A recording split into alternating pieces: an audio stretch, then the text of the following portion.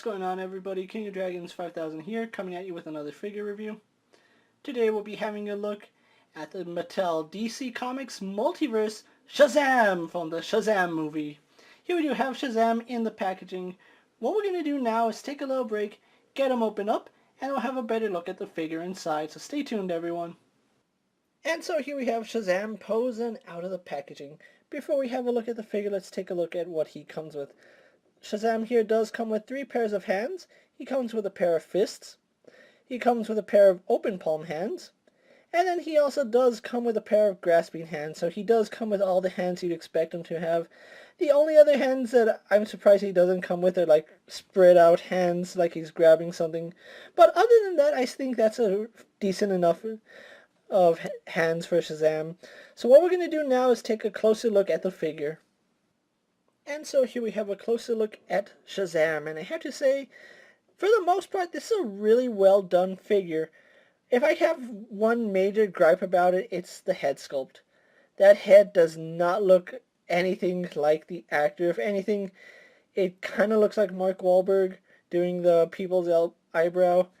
Why does it look like Mark Wahlberg? I have no idea, but it is what it is, but it's still a pretty nice head sculpt. It's not Zachary Levi, it's a pretty okay head sculpt. As far as the costume goes, it's a really good sculpting. Let's actually get his cape out of the way first. He actually does have a 2-tiered cape with a hood. The hood is not something that you can put on him, but you can see they did a good job sculpting the hood right here. The paintwork going down his cape is so nice. It really does look really impressive. You can see all that intricate detailing going down the sides and the back right here. Continuing on the bottom of the cape, you can see more of that intricate line work. They did a fantastic job just sculpting, or not really sculpt, well, they did sculpt the cape, but all this line work is just painted in. The inside, unfortunately, did not get any paint, so there is that, but the cape is sculpted and painted phenomenally. You can see even the clasps right here are painted in this really nice gold. It's almost like a gold bronze in between those two, but it actually does work for the figure. The lightning bolt is sculpted really nicely, and I do like that it isn't just tempoed on, it's actually painted in on the inside and sculpted, so there is some difference in the texture of the lightning bolt, the symbol around it, and then his costume. And since we're on this subject, let's actually just take a moment to appreciate the sculpt work on his costume. I think Mattel knocked it out of the park with the sculpt work on this figure. You can see he actually has some line work going up to his arms that just wrap around nicely all the way to the back of his uniform. His gauntlets are done fairly well. You can see that the paint did miss some spots right here, but it's still pretty decent for what it is.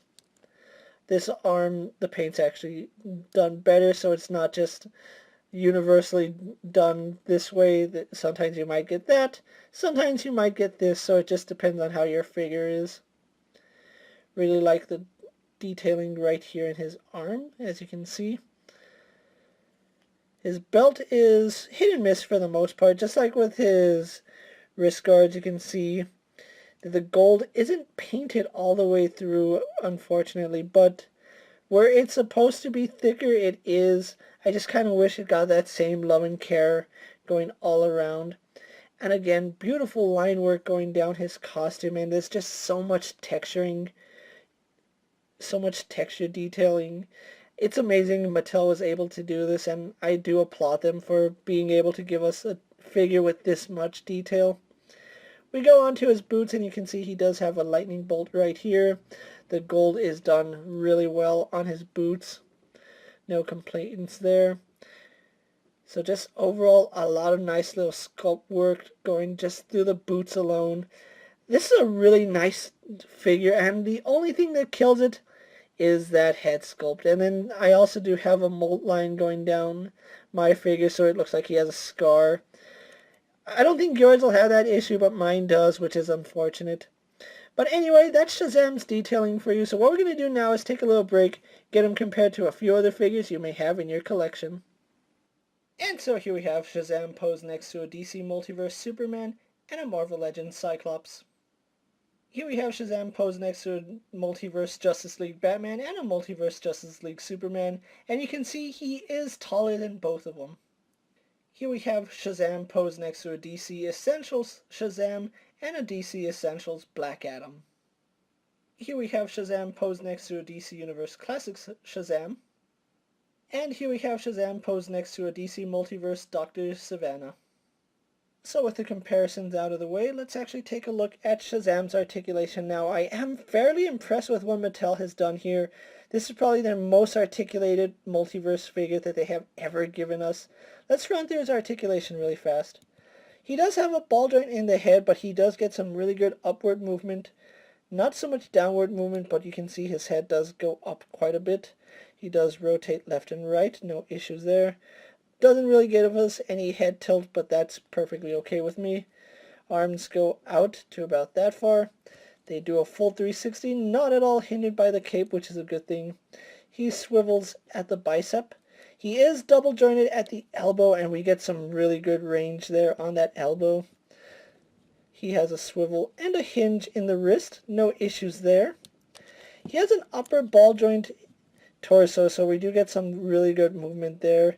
Goes back all the way, goes forward quite a bit. We do get some side-to-side pivot, some rotation there. So pretty much really good joint right here. We have a similar waist joint right here, which I think they could have done without, considering we got a pretty good swivel here. But we do get some extra swivel here. He does have ball joints in the hips that go forward that far. They kick back not too far, but he does do the splits really well. He swivels at the thigh, no issue there.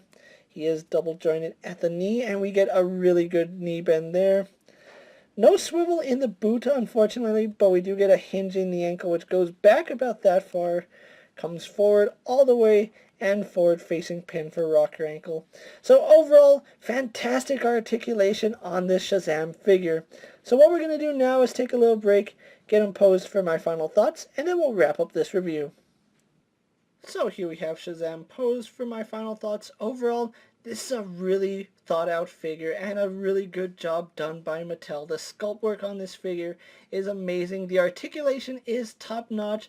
There are a few issues I would say they need to fix, like the double swivel for the waist and upper torso crunch, but other than that, this is still a really nice figure to own. The head sculpt is a little to be desired, but overall, this is a must-have figure for any DC Multiverse or Shazam fan. If you can find this Shazam, which shouldn't be an issue, he is 5 per case, which is absurd seeing as how we only get one Dr. Savannah per case. If you can pick up Shazam, definitely do it.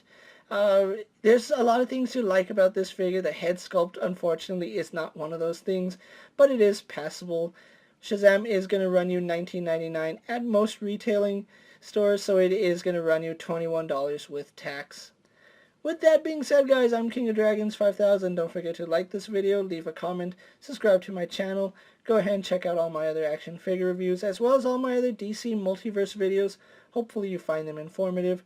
As always, if there's a figure you would like to see me review, let me know down in the comments, and if it fits in my collection, I'll definitely have a look at it. Until next time, guys, I'll see you later. Take care, everyone.